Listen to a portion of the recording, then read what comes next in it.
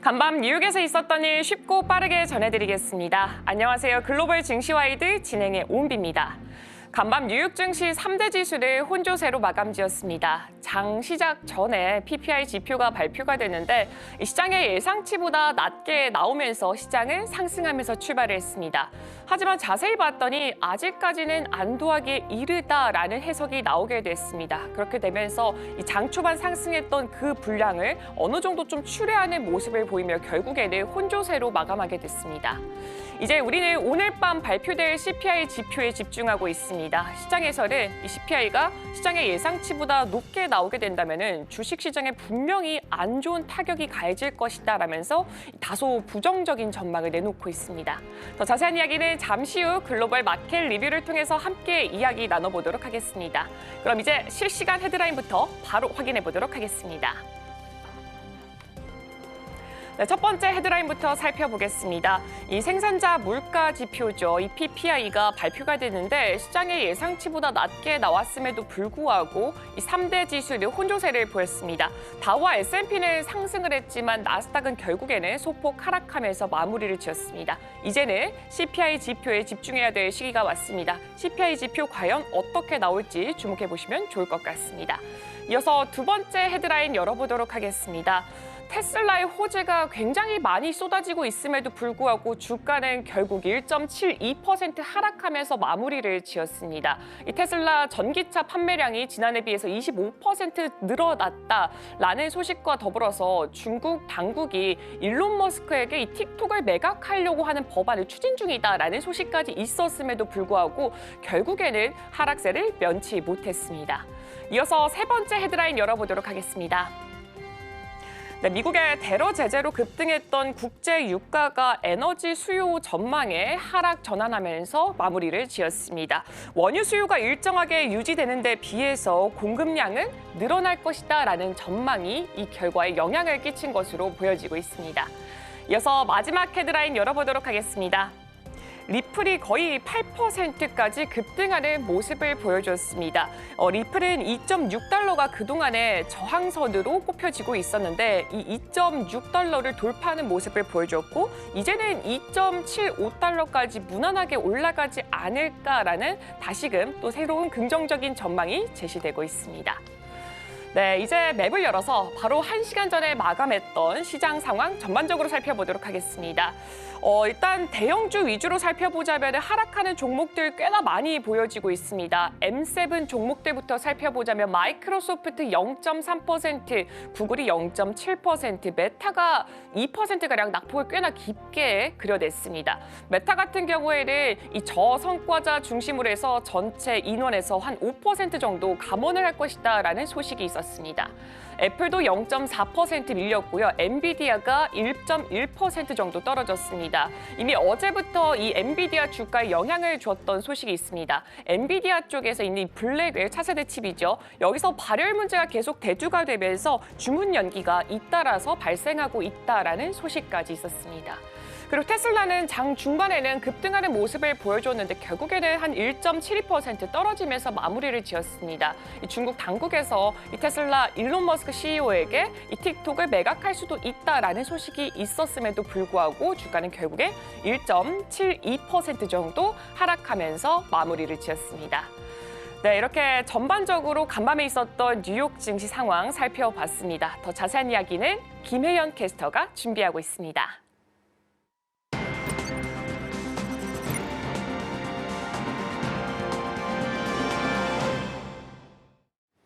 아침에 읽는 어젯밤 미증시 이야기 종목 브리핑으로 시작해봅니다.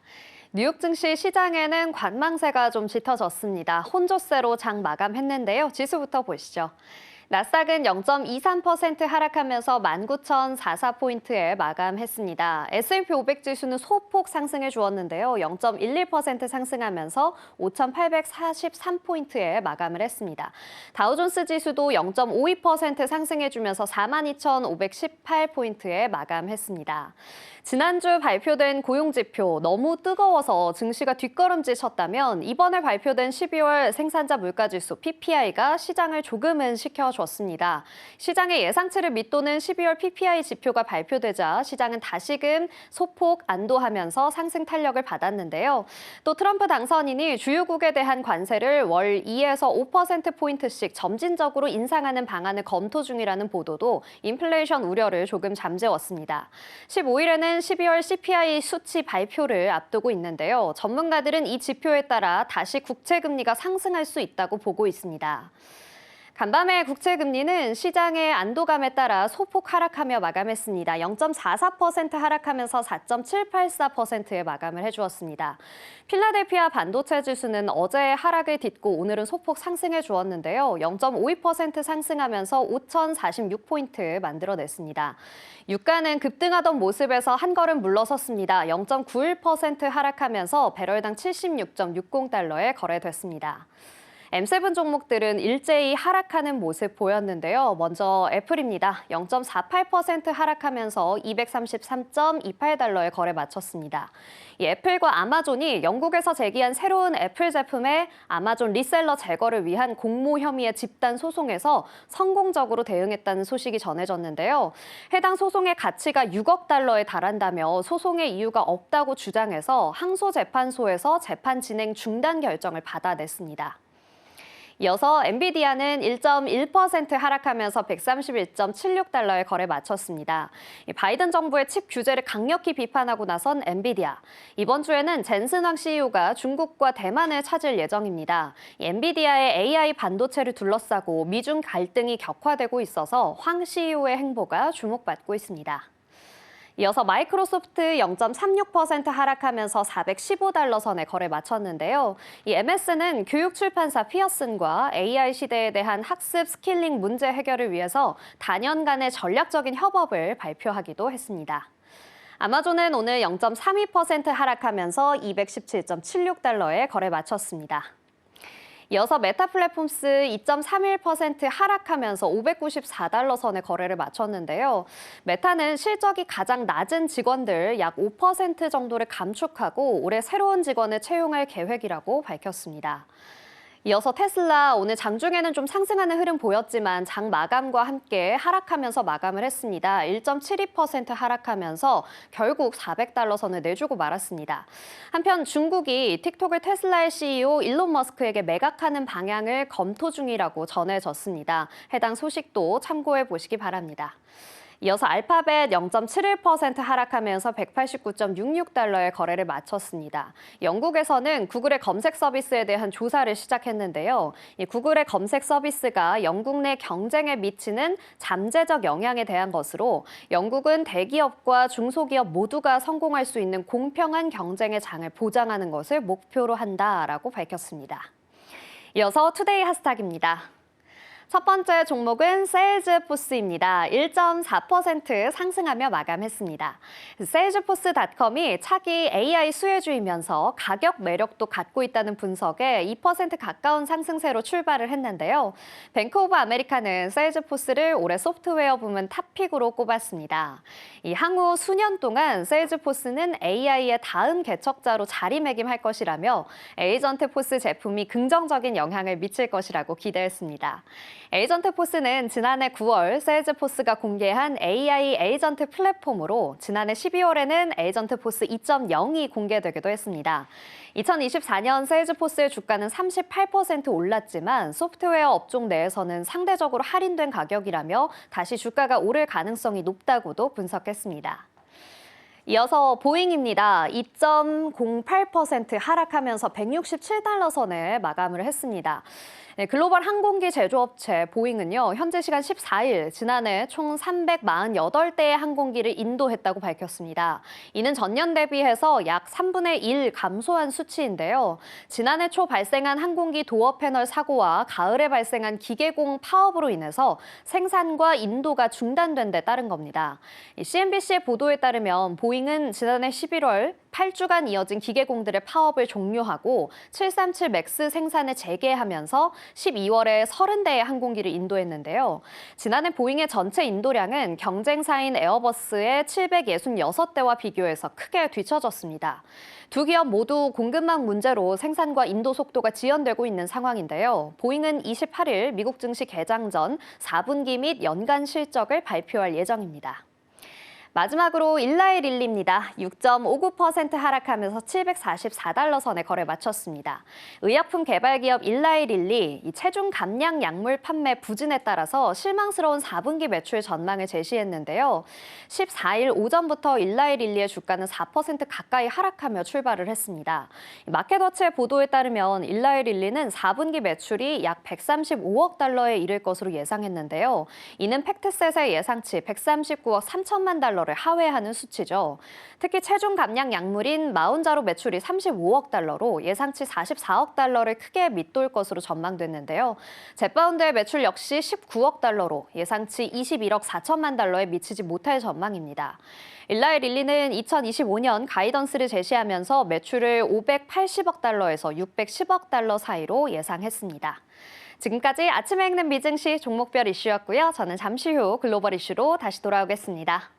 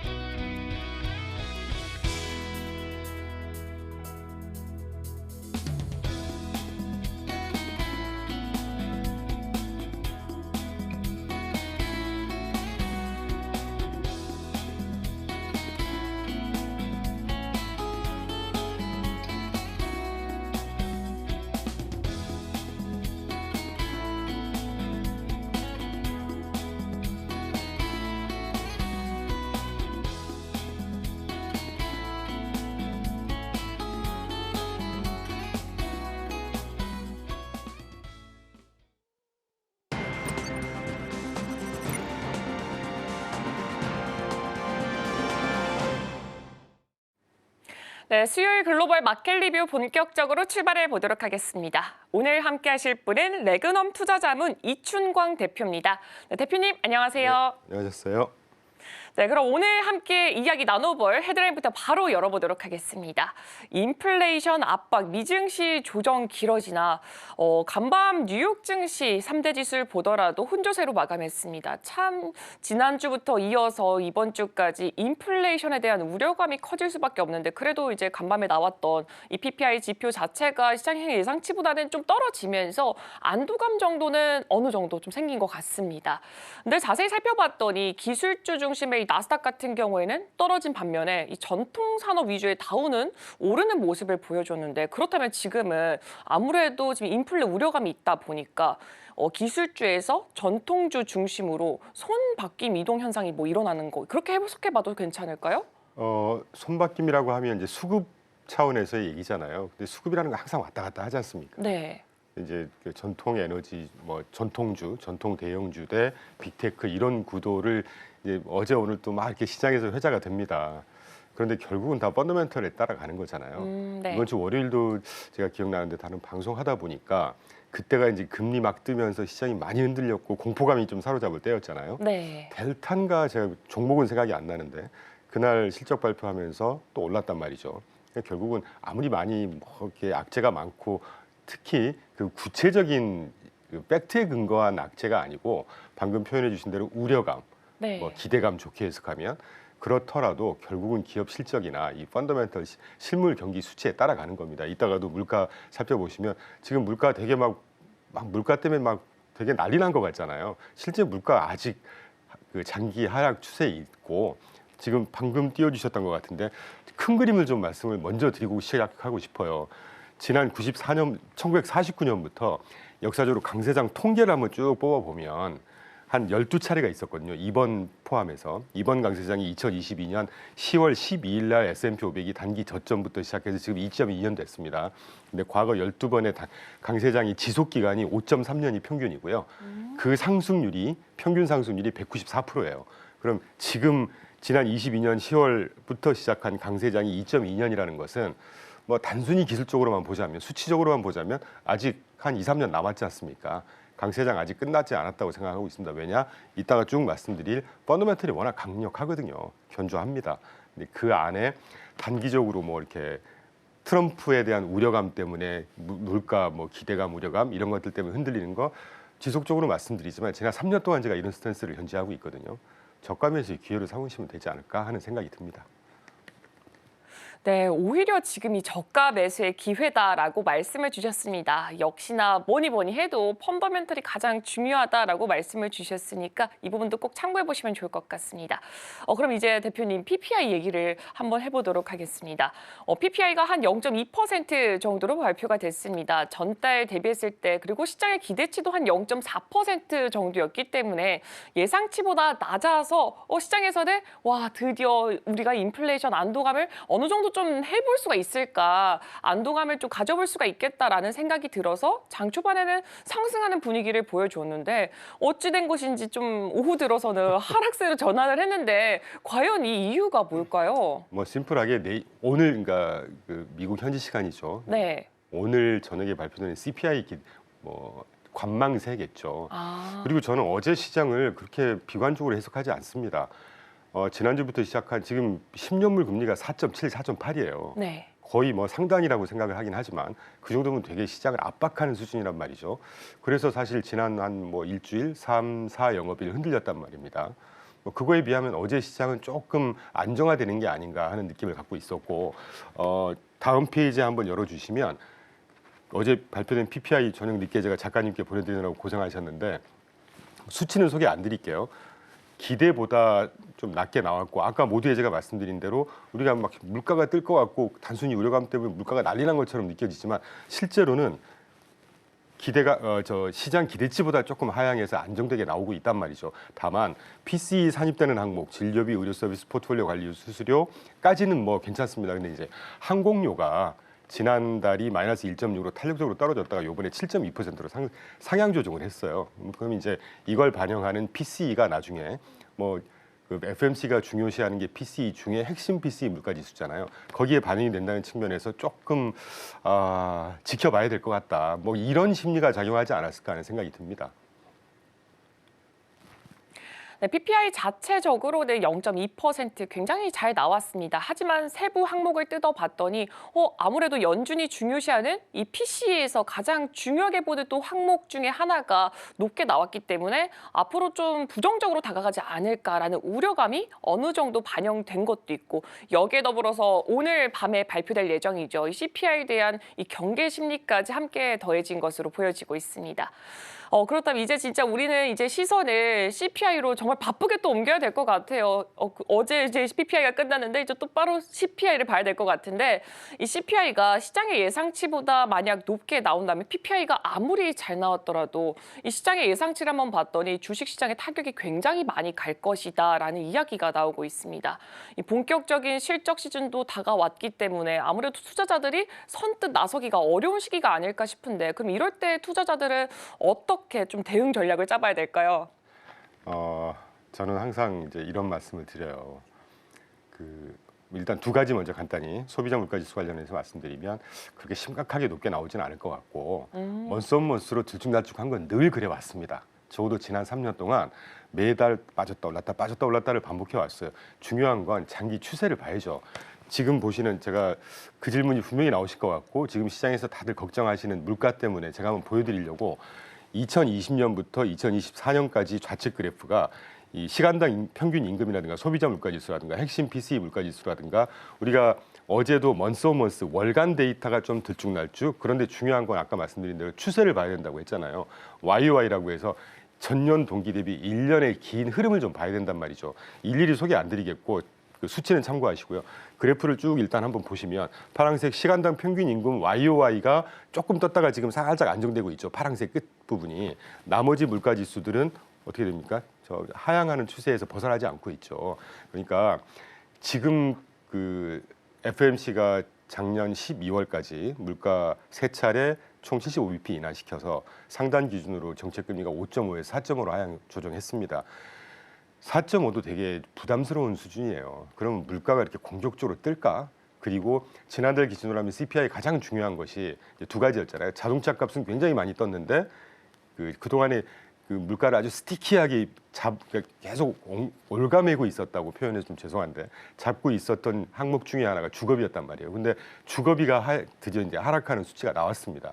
이번에 만약에 헤드라인이 조금 뜨더라도 주거비 항목이나 이런 것들이 좀 하향 조정이 뭐 유지되거나 조금만 떨어진다고 해도 또는 뭐 최악의 경우에 살짝 뭐 0.1% 또는 0.12% 포인트 상향 조정한다고 해도 주거비가 CPI에서 43% 차지하거든요. PC에서 17% 차지합니다. 주거비가 만약에 조금 떨어지는 추세로 나온다고 하면 시장은 그렇게 패닉셀 뭐 이럴 것 같지 않고 아울러서 말씀 나온 김에 오른쪽이 이제 트럼프 일기 때 우리가 지금 이 조정장이라고 할 수 없고 내재 변동성에 의한 장세다라고만 보는데 이 트럼프 발 물가 상승 때문에 지금 뭐 지경까지는 아니지만 이렇게 흔들리고 있잖아요. 실제 트럼프 일기 때 2018년부터 2019년까지 관세 어마어마하게 막 때리고 시장이 그냥 되게 놀랬을 때입니다. 그런데 빨강색이 죄송합니다. 갑자기 파랑색, 회색, 뭐 10년물 국채금리 빨강색, 밝은 초록색 DXY 그 달러 강세가 얼마나 갔었더냐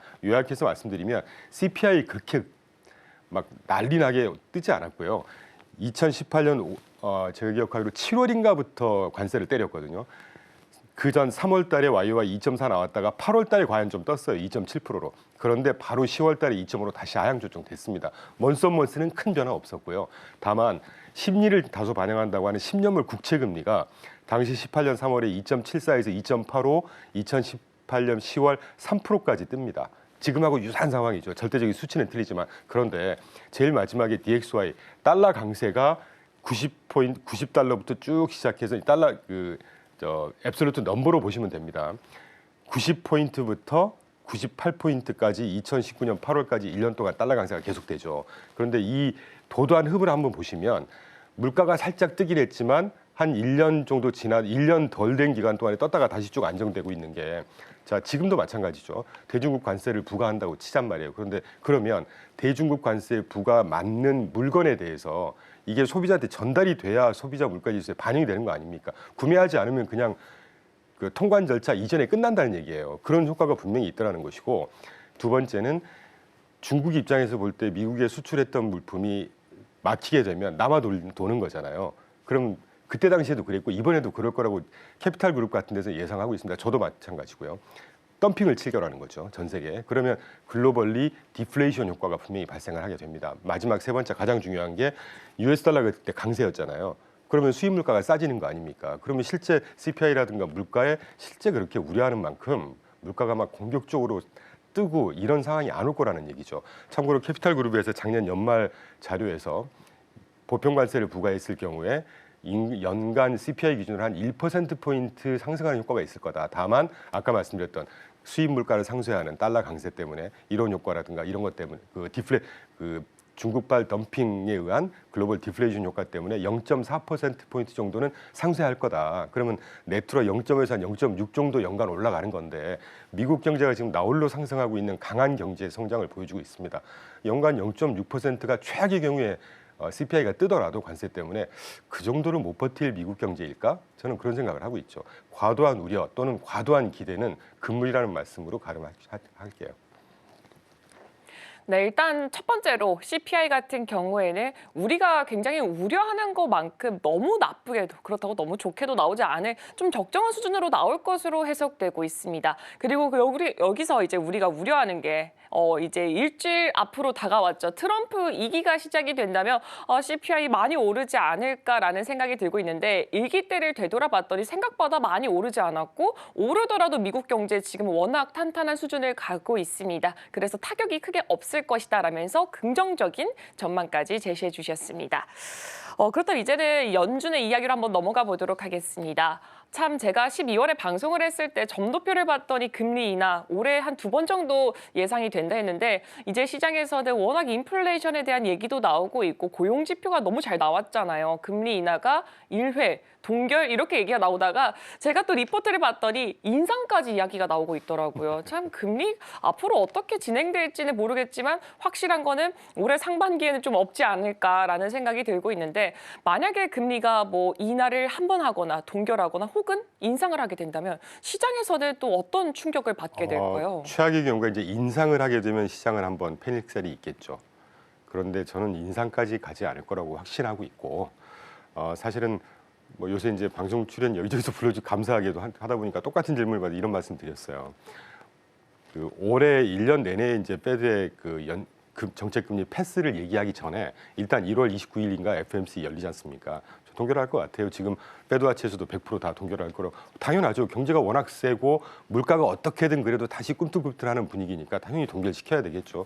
근데 연중으로 2번 인하시킬 거냐, 작년에 4번 맥스 기대했다가 뭐 동결할 거냐 이런 그 갑론을박은 아무 의미 없습니다. 왜 그러냐 하면 우리가 조금 망각하는 부분이 하나 있는데 제가 이 자리를 빌어서 다시 한번 강조드리면 이 정부 정책 특히 FOMC라고 하는 것은 굉장히 독립성이 있고 전 세계 파급력이 굉장한 그 정책을 펴는 또 굉장한 정책 집행 기관이에요.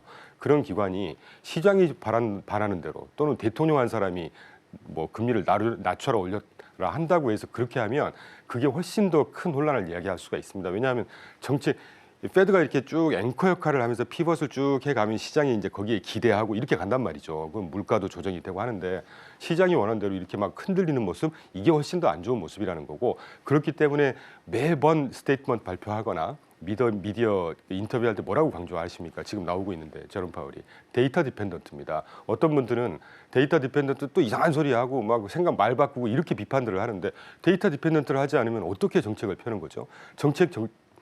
국가 경제 또는 특히 미국은 전 세계 경제에 미치는 아주 중요한 정책을 펴는 기관이란 말이에요. 그러니까 그때그때 경제 데이터를 발표되는 걸 보고 그분들의 미션인 맥시멈 인플로이먼트, 완전 고용, 물가 안정을 이루기 위해서 그때그때 조정을 하는 겁니다. 물론 한 번 결정을 할 때 단기적으로 왔다 갔다 하는 일은 없어요. 사실은. 한 번 인하시키기 시작하면 적어도 2~3차례 일단 인하시키면서 스탠스를 조정하는 것이죠. 말씀이 좀 길었는데 올해 뭐 2번 할 거냐, 1번 할 거냐. 자, 월스트 케이스 금리를 만약에 동결을 하는 게 저는 생각하는 가장 월스트 케이스거든요. 근데 동결을 한다. 동결한다는 얘기는 경제가 탄탄하다는 얘기입니다. 그렇기 때문에 이 물가가 스티키해지는 거고 물가가 이제 과도하게 오르는 게 문제였죠. 지난 2년 동안은. 그런데 이제는 지금 정책금리 모두에 설명드렸지만 4.5%입니다. 지금. 그 정도면 경제에 충분히 외연할 수 있는 부담스러운 수준이기 때문에 물가가 이렇게 막 공격적으로 우려하는 만큼 뜰 거라고 생각하지 않고 있고 뭐 아까 말씀드린 대로 동결을 한다고 해도 그 경제 펀더멘털이 탄탄하다는 얘기거든요. 방금 아나운서님께서도 고용지표 좋다고 그랬잖아요. 고용지표가 좋은데 그걸 이제 두 가지 해석하는 거란 말이죠. 물가지표가 연달아서 오르지 않을까 우려. 그런데 제가 아까 빼고 잠깐 그냥 언급만 하고 넘어갔지만 시간당 평균 임금 이런 것들은 안 올랐어요. 오히려 떨어졌어요 월간으로. 그리고 이제 뭐 절투보고서 같은 경우 보면 채용 공고는 늘었지만 실제 채용도 줄었습니다. 그리고 자발적 퇴직 줄었고 해고자 수가 늘었어요. 그러면 실제 기업단에서는 2년 전에 막 사람이 없어서 높은 임금을 줘야 되는 이런 상황이 아니라는 거예요. 지금 작년부터 제롬 파월이 예상했던 노동시장이 서서히 긍정적인 영역에서의 냉각의 모습을 지금도 보여주고 있습니다. 그러니까 지레 막 그 뭐 트럼프 관세 이따 트럼프 논하겠지만 너무 지레 겁먹으시거나 하루하루 오는 이런 뉴스를 가지고 일일비하실 필요 없다는 생각을 합니다. 좀 길어서 죄송합니다. 네.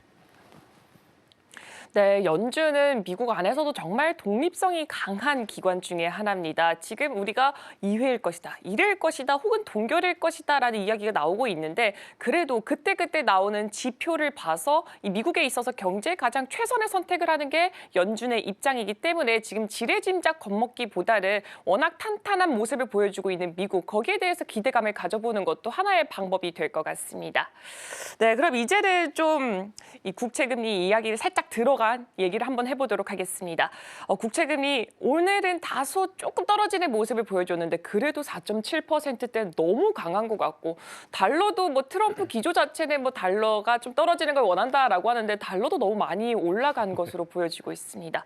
그럼 당연히 기업 입장에서는 어느 정도 좀 방해가 될 수밖에 없는 요인이 될 것 같은데 지금 기업 실적들 지금 대기하고 있습니다. 지금 기업 실적이 당장은 잘 나오더라도 아무래도 이제 투자자들 입장에서는 이렇게 국채금리 올라갔고 달러까지 올라갔으니까 앞으로 실적이 안 좋아지지 않을까라면서 오히려 또 경계감을 가질 수도 있을 거라고 생각하는데 대표님은 어떻게 생각하고 계신가요? 저도 비슷한 생각을 하고 있습니다. 그런데 이 자리에서 저는 낙관주의자이고 싶어요. 비관주의자보다는 이런 말 있지 않습니까? 비관주의자의 말은 되게 멋있어 보이고 전문가스럽지만 결국 네. 돈 버는 건 낙관론자가 돈 번다는 말이 있잖아요. 제가 낙관주의자이고 싶어 하는 거는 시장이라는 이 경제라는 게 수천 가지, 수만 가지의 요소가 결합이 돼서 믹스가 돼서 굴러가는 거잖아요.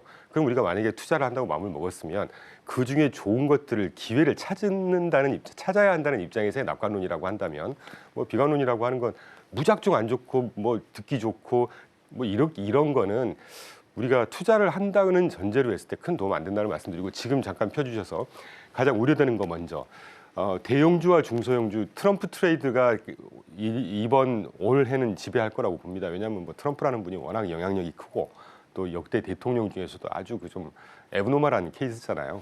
그런데 뭐 트럼프 트레이드 중에 강조할 수 있는 게 이제 감세, 규제 완화, 뭐 불법 이민자 추방 뭐 이런 등등인데 그중에 이제 중소형이 규제 완화의 혜택을 많이 볼 거라고 저희 하우스비도 생각을 하고 있지만 단기적으로는 좀 우려가 되는 게 지금 보시는 그래프의 오른쪽이 지난 2024년 말 기준으로 S&P 500이면 미국을 대표하는 대형주, 러셀 2000면 미국을 대표하는 소형주입니다.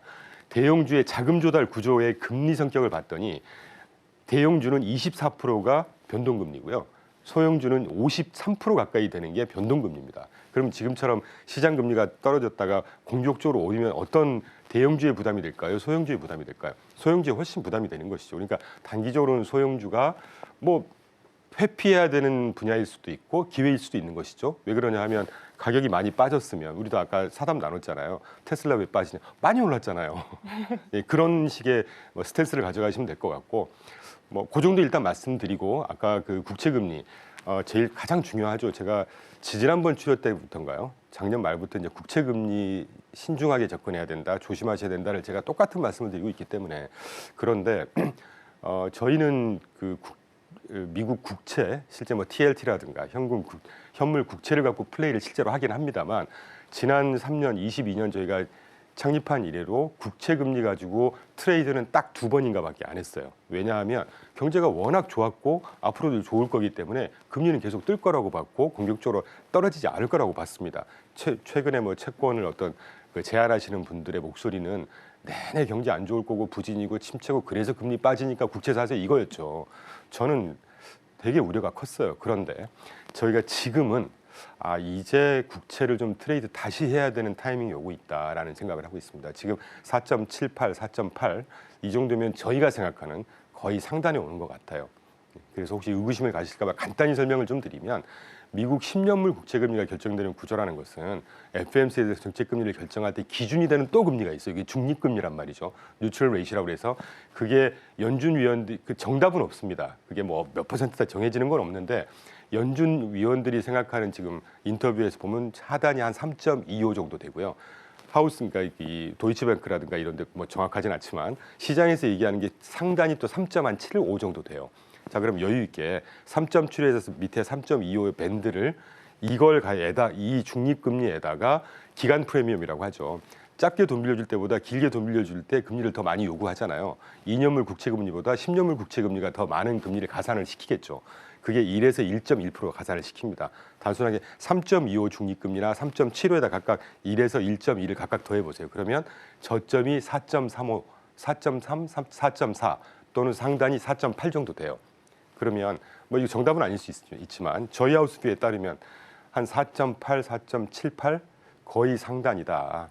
그리고 평균적으로 시장에서 컨센서스가 3.5 중립금이라고 하면 1.1 더할 때 한 4.7 정도, 4.6 정도 되잖아요.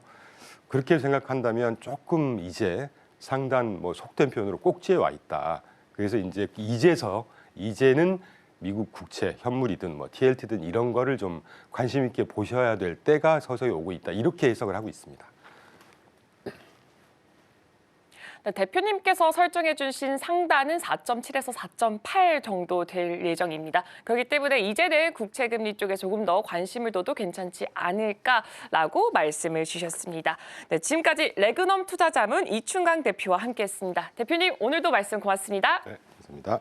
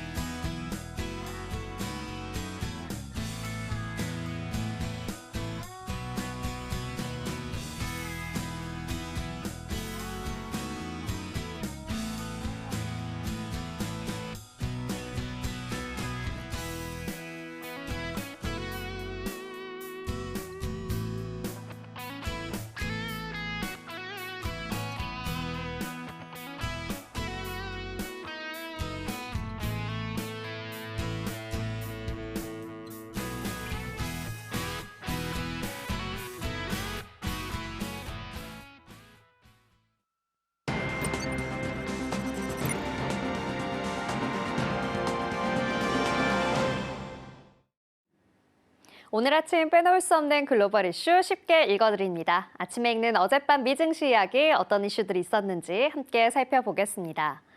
첫 번째 소식입니다. 도널드 트럼프 대통령 당선인은 외국 수입원으로부터 관세, 세금 및 모든 수입을 징수하는 대외 수입청을 만들겠다고 발표했습니다. 트럼프 대통령은 이 정부기관에 대한 더 자세한 내용을 밝히지는 않았는데요. 현재는 미국 세관 및 국경보호국이 관세를 징수하는 업무를 담당하고 있죠. 새로운 기관을 만들어서 관리하겠다는 겁니다. 트럼프 대통령은 트루스 소셜 게시물에 너무 오랫동안 국세청을 통해 우리의 위대한 국민에게 세금을 부과하는 데 의존해 왔습니다. 라고 적었습니다.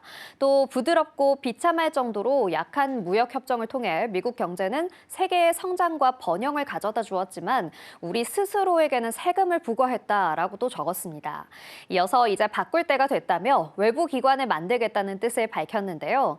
무역을 통해 우리에게서 돈을 버는 자들에게 수수료를 부과하기 시작할 것이고 그들은 마침내 공정한 몫을 지불하기 시작할 것이라며 1월 20일 대외 수입청의 탄생일이 될 것이라고 썼습니다. 트럼프 대통령 당선인은 중국 수입품에 대한 관세를 10% 인상하고 캐나다와 멕시코산 제품에 25%의 관세를 부과하겠다고 밝혔습니다. 다음 소식입니다. 도널드 트럼프 미국 대통령 당선인이 현지 시간 23일 세계경제포럼 다보스 포럼에서 온라인 연설을 할 예정입니다. 온라인이긴 하지만 트럼프 당선인이 미국 대통령으로서 국제 무대에 복귀를 알리는 첫 모습이 될 것으로 보이는데요. 트럼프 당선인의 취임식 사흘 뒤에 진행되죠. 다보스 포럼 WEF 총재는 미국 새 정부의 정책적 우선 사항을 많이 알 수 있는 특별한 순간이 될 것이라고 밝혔습니다. 다보스 포럼은 전 세계 정재계, 학계의 유명 인사가 한자리에 모여 지구촌 현안을 논의하는 회의로 스위스 겨울 휴양지인 다보스에서 매년 1월 개최됩니다. 올해 포럼의 주제는 지능형 시대를 위한 협력이라는 주제인데요. 세계 각국에서 350명가량의 정부 고위 관계자와 900명 이상의 기업 CEO, 기타 학계 및 비정부기구 관계자 등이 올해 다보스를 찾는다고 합니다. 다보스 포럼은 회의 세부 의제가 다양하고 매년 바뀌지만 기후변화에 대한 적극적인 대응, 다자주의 무역의 복원, 글로벌 격차 해소 문제 등에 주목하며 각국의 협력을 다짐하는 자리가 되어왔습니다. 따라서 미국 우선주의를 표방하는 트럼프 당선인의 집권은 올해 다보스 포럼에서도 최대 관심사일 수밖에 없는데요. 미국의 정책 노선이 세계 안보와 경제에 불러올 파급 효과를 진단하며 적절한 대응 방안 등을 논의하는 회의가 부쩍 많아질 것이란 관측도 이어지고 있습니다. 다음 소식입니다. 지난해 12월 미국 생산자 물가지수 PPI가 전망치를 밑돌았다는 소식에 14일 가상화폐 대장주 비트코인이 반등하고 있습니다. 미 가상화폐 거래소 코인베이스에 따르면 미 동부 시간 이날 오전 11시 51분 비트코인 한 개당 가격은 24시간 전보다 3.64% 오른 95,570달러에 거래됐습니다. 이날 가격은 한때 97,000달러대까지 상승하는 등 전날 9만 달러 선이 2달 만에 붕괴했던 충격에서 벗어나는 모습입니다. 전일에는 지난해 12월 미국 일자리가 예상 수준을 대폭 웃돌고 채권 금리가 상승하면서 약세를 나타냈던 비트코인이 하루 만에 반등하면서 CNBC는 가상화폐가 인플레이션 우려와 함께 트럼프 2기의 친가상화폐 정책에 대한 낙관론 사이에 갇혀 있다며 투자자들은 가상화폐의 부진함이 1분기 내내 이어질 수 있다고 예상하고 있다고 분석했습니다. 현재 이더리움은 4%가량 오른 3,200달러대, 리플은 5.4%가량 상승한 2.66달러를 나타냈습니다. 솔라나와 도지코인도 하루 만에 반등에 성공했습니다. 다음 소식입니다. 미국이 현지 시간 14일 자국 시장에서 중국과 러시아의 기술이나 부품이 사용된 커넥티드 자동차가 판매되는 것을 막는 규제를 확정했습니다. 미국에서 제조된 자동차라 하더라도 중국 또는 러시아와 연계성을 가진 제조업체가 생산한 자율주행을 위한 하드웨어 및 소프트웨어가 통합된 차량도 판매가 금지됩니다. 이번 규제는 소프트웨어의 경우 2027년 모델부터 하드웨어의 경우엔 2030년 모델부터 적용됩니다. 또한 현재는 4,536kg 이하의 승용차에만 적용되지만 가까운 시일 내에 상업용 차량 기술을 대상으로 한 별도의 규정도 발표될 예정입니다. 이번 규정은 지난해 9월 발표된 규정안을 검토한 후 나왔는데요. 미 상무부 장관은 오늘날의 자동차는 단순히 바퀴 달린 철덩어리가 아니라 컴퓨터라며 중국과 러시아산 기술이 미국 도로에서 사용되지 않도록 하기 위한 것이라고 덧붙였습니다. 이번 규제로 인해 미 캘리포니아의 버스 및 기타 차량을 생산하는 시설을 보유하고 있는 중국 전기자동차 제조업체 비아디는 타격이 불가피할 것으로 예상됩니다. 마지막 소식입니다. 소셜미디어 틱톡에 대한 미국 금지 조치를 며칠 앞두고 중국 소셜미디어 앱인 레드노트에 미국인 사용자들이 몰려들고 있습니다.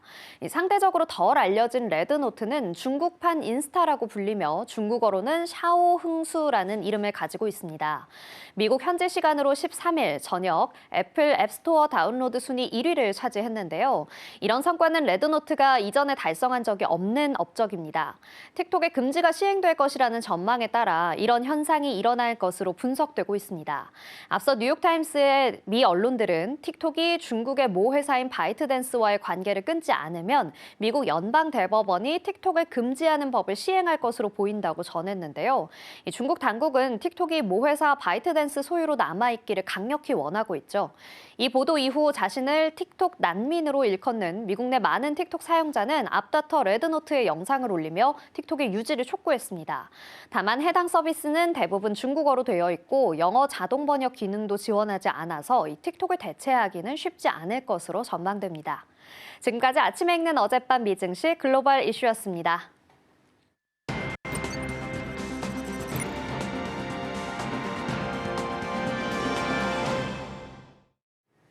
네, 투자하실 때 참고해보면 좋을 리포트 준비했습니다. 오늘 제가 준비할 리포트는 스타벅스입니다.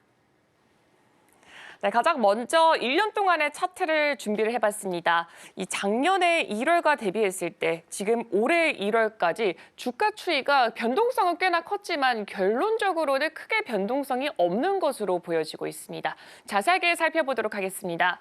중국의 소비 둔화와 실망스러운 실적을 보여주게 되면서 지난 1년 주가 수익률은 굉장히 적죠. 4.3%. 그동안의 미국 경제, 지난해를 봤을 때 미국 경제 성장률에 비해서는 굉장히 소폭의 수익률을 기록을 했습니다. 그렇기 때문에 이 경영 쇄신을 하기 위해서 신규 CEO를 데리고 왔습니다. 바로 이 사진에 있는 인물이고요. 브라이언 니콜이라는 사람입니다.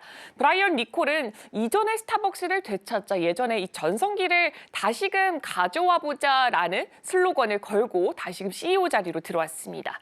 그리고 이 실적 부진 같은 경우에는 이미 주가에 선 반영이 됐다라는 월가의 분석도 이어지고 있습니다. 향후 매출 성장성 반영해서 이 기업 가치 같은 경우에는 시장보다 지금은 현저히 저평가가 되어 있다라는 코멘트까지 함께 덧붙이기도 했습니다. 이 인물에 대해서 조금 더 알아보자면은 니콜 같은 경우에는 치폴레 굉장히 유명한 미국의 프랜차이즈 기업이죠. 이 멕시칸 그릴의 CEO를 약 6년 정도 역임을 하면서 이쪽 업계 안에서 유명세를 굉장히 많이 떨친 인물입니다. 이 실적 발표에서 백 투 더 스타벅스라는 구호를 내세워서 이 커피 기업의 본질, 이전의 스타벅스를 되찾자, 그 원래 있었던 본질로 다시 돌아가자라는 구호를 내세우기도 했습니다. 실적 발표에서 방향성과 운영 전략에 있어서 전반적인 또 제시를 내놓기도 했습니다. 제가 3가지 정도를 꼽아와 봤습니다. 첫 번째로는 메뉴를 간소화하고 대기 시간을 단축하는 게 앞으로의 실적의 가장 중요한 요인이 될 것이다라는 거고요. 두 번째로는 신규 매장의 확장보다는 매장 지금 있는 것들을 다시금 재설계를 하는 게 더 중요하다라고 말을 했습니다. 그리고 세 번째로는 2025년 올해죠. 북미 직영 매장의 이 가격들을 좀 유지를 해야겠다. 더 이상 올리거나 혹은 변동성을 크게 만들지 않고 지금 가격대를 유지하자라는 게 어떻게 보면 실적 발표에서 향후 이 니콜 CEO가 할 방안들을 좀 전반적으로 발표를 하게 됐습니다.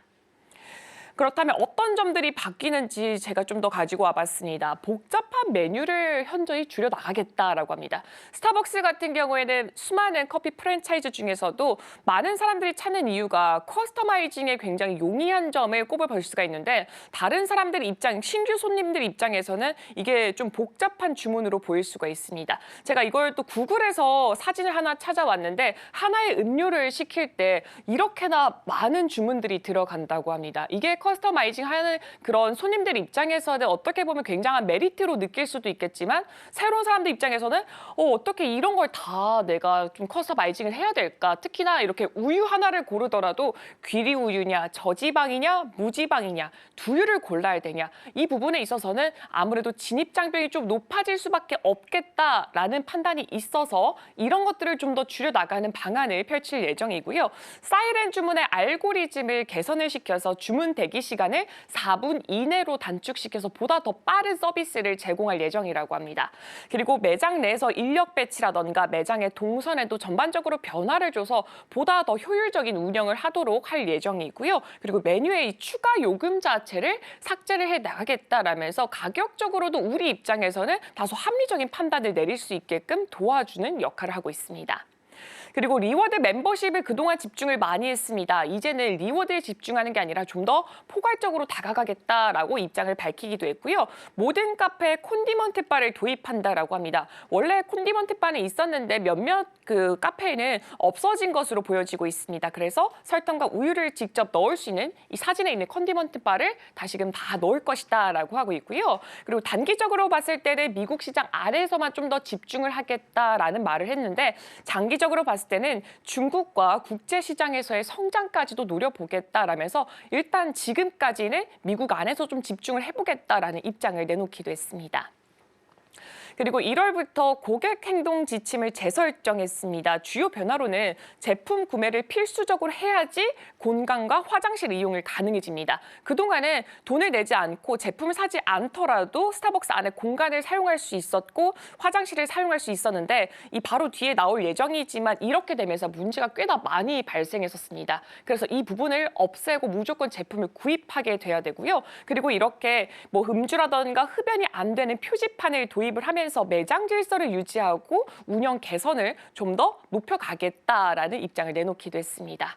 그렇다면 지금까지는 뭐가 문제였을까요? 매장 내에서 돈을 내지 않고도 그대로 사용할 수 있고 화장실도 갈 수 있다 보니까 노숙자 문제를 꽤나 많이 겪었습니다. 실제로 샌프란시스코 같은 경우에는 이 문제를 가장 많이 겪고 있었기 때문에 의자와 테이블을 철거하는 조치까지 내렸고요. 카스트로 지점 같은 경우에는 절도 사건이 워낙 많아서 사고 다발 매장으로 지정하기도 했습니다. 그래서 고객들이 이탈하는 것을 막기 위해서 이런 반응을 조치하게 된 것입니다. 스타벅스의 자본 총액 같은 경우 현재 마이너스 상태를 기록하고 있습니다. 자본 기준으로 봤을 때 주가와 이익을 비교하기 어려울 정도라고 합니다. 그러나 미국 주식 같은 경우에는 액면가 자체가 워낙 낮게 평가가 됐습니다. 스타벅스는 0.001달러 정도 이렇게 평가가 되어 있는데 이 현금 흐름이 안정화가 된다면은 마이너스 자본의 이 영향 자체는 굉장히 미미하게 들어갈 것이다 라면서 긍정적인 전망이 함께 나오고 있습니다. 매출과 현금 관리가 기업 가치에 더 중요하기 때문이다라는 것을 그 요인으로 또 꼽아볼 수가 있을 것 같습니다. 그리고 자본 반영 자체가 어렵기 때문에 매출 성장성 기준 했을 때 기업 가치를 분석해야 됩니다. 그래서 향후 24개월 매출이 가장 중요한데 스타벅스가 5%고 시장이 한 4.3% 정도 차지하고 있습니다. 그래서 지금 이 리포트에서 말하는 바는 앞으로 스타벅스 성장률이 굉장히 좋을 테니까 포트폴리오에 들어가는 거를 한번 고려보면 좋을 것 같다라면서 긍정적인 전망을 제시했습니다. 투자실 때 참고해 보시면 좋을 것 같습니다. 그럼 이번 주 주요 경제 일정 화면을 통해서 확인해 보도록 하겠습니다.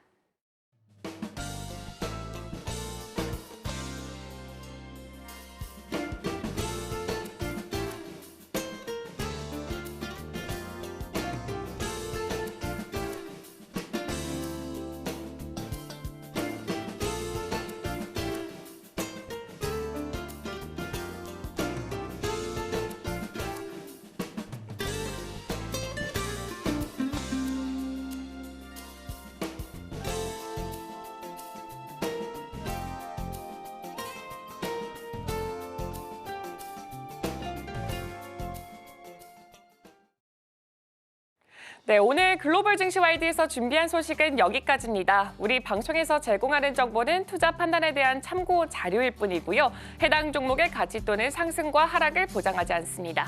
저는 잠시 후 출발 증시 와이드로 돌아오도록 하겠습니다. 오늘도 시청해 주셔서 정말 고맙습니다.